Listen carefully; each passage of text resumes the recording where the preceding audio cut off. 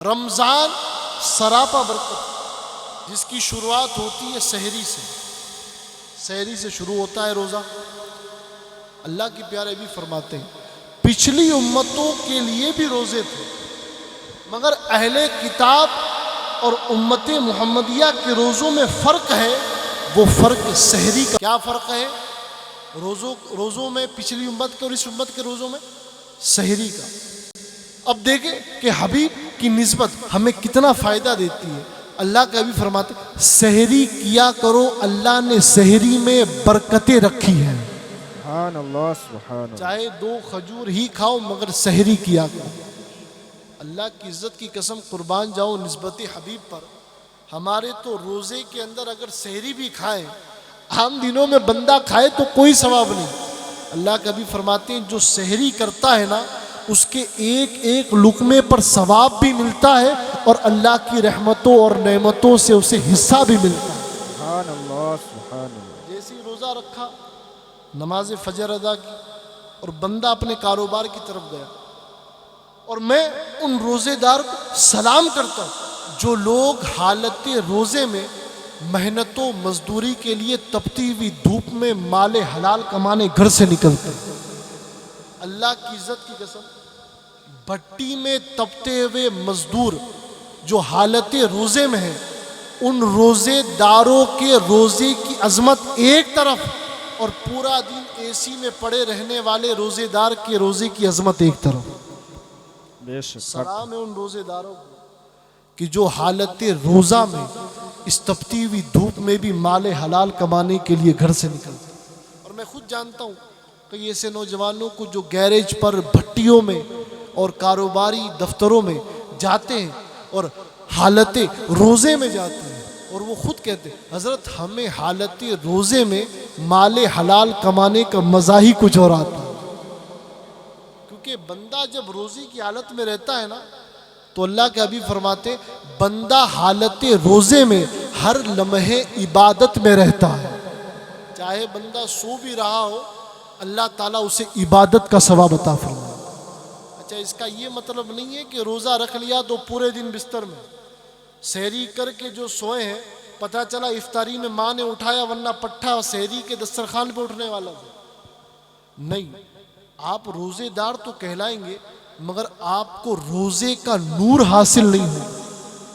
اگر روزہ رکھا ہے تو اپنا وقت عبادت میں گزارے، اللہ کو راضی کرنے میں گزارے، تلاوت قرآن میں گزارے، تسبیح اور اللہ کی حمد و ثنا میں گزارے۔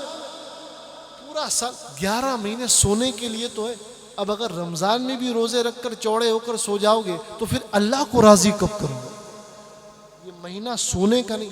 ہاں اتنا ضرور ہے کہ اگر کوئی سوئے آرام کی نیت سے تو اس کا سونا بھی اللہ تعالیٰ عبادت میں شمار فرمائے۔ اب آپ کہیں گے امی حضرت نے کہا تھا کہ سو جاؤ اس عبادت کا ثواب ملے گا۔ عبادت کا ثواب فقط سونے سے نہیں، اللہ کی حمد و ثنا کرنے سے 2 گنا ملے گا۔ ہمیں تو کیا آسان راستے چاہیے۔ اور میں سلام کرتا ہوں ان ماں بہنوں کو کہ جو پورا دن سحری اور افطاری کی تیاری میں اپنا پورا دن ختم کر دیتی۔ ہمارے یہاں پر ماں بہنیں سوچتی ہیں کہ کیا میرا ہی کام ہے، میں ہی سحری بناؤں، میں ہی افطاری بناؤں۔ میری ماں بہنوں، اللہ کی عزت کی قسم تم سحری کے لیے آٹا گوندتی ہو، اللہ تعالیٰ تمہارے نامہ اعمال میں جہاد کا ثواب لکھتا ہے۔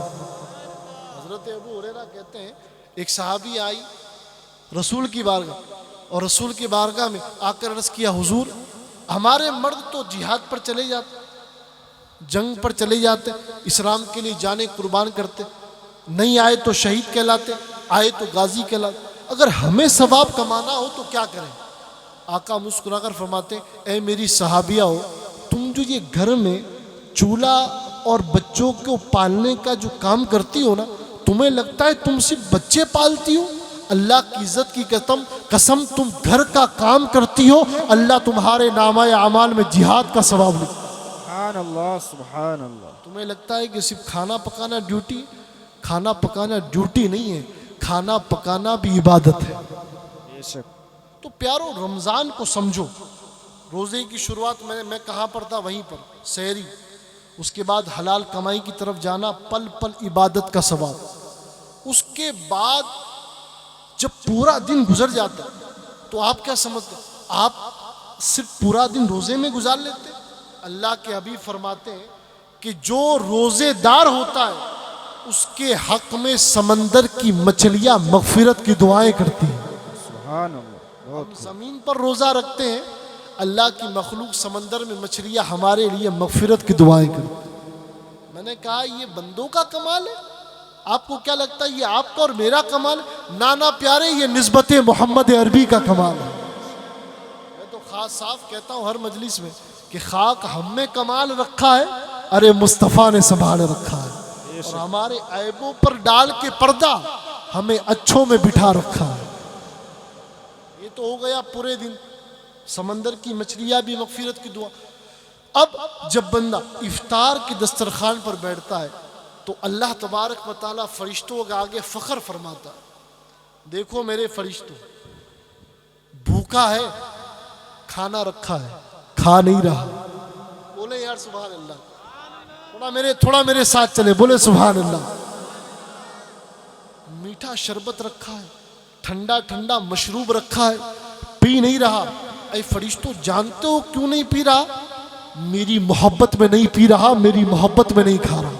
سبحان اللہ. سبحان اللہ. وہی رب قدوس فرشتوں سے یہ اعلان فرماتا ہے، اے فرشتوں اسے روزے کا ثواب تو دوں گا، مگر ہاں اس کے جو روزے کا اصل ثواب ہے وہ فقط نیکیاں نہیں، روزے کا ثواب اللہ تعالیٰ کہتا ہے میری اپنی ذات اس کے لیے سب سے بڑا ثواب. سبحان اللہ. یعنی میں اس سے راضی ہوں،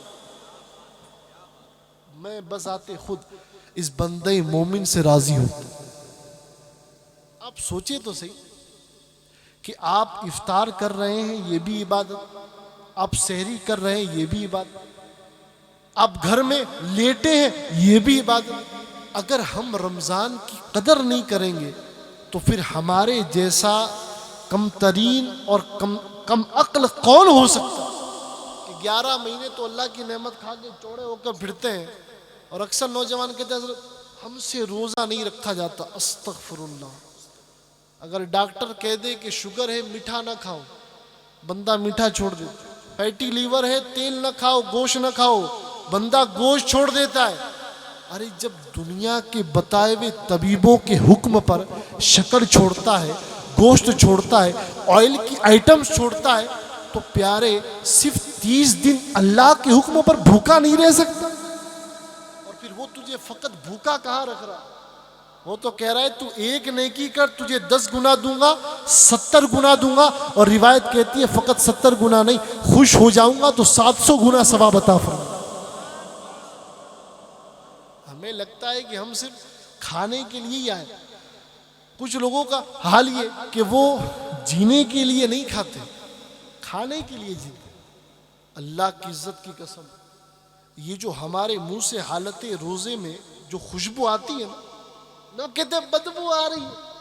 میں نے کہا پیارے تیری ناک میں بدبو آ رہی ہے. اللہ کا بھی فرماتے روزے دار کے منہ سے آنے والی خوشبو کے آگے اللہ تعالیٰ کے نزدیک کوئی محبوب خوشبو نہیں ہے. سبحان اللہ. بہت اللہ کا خوب. بھی فرماتے مشک و عنبر کی خوشبو ایک طرف اور روزے دار کے منہ سے آنے والی خوشبو ایک طرف. سوچے آپ کہ آپ کا رب آپ سے کتنا پیار کرتا ہے.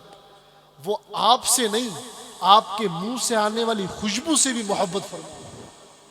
مگر اتنا کریم رب ہے، مگر ہم بندے نالائق و نکما ہے.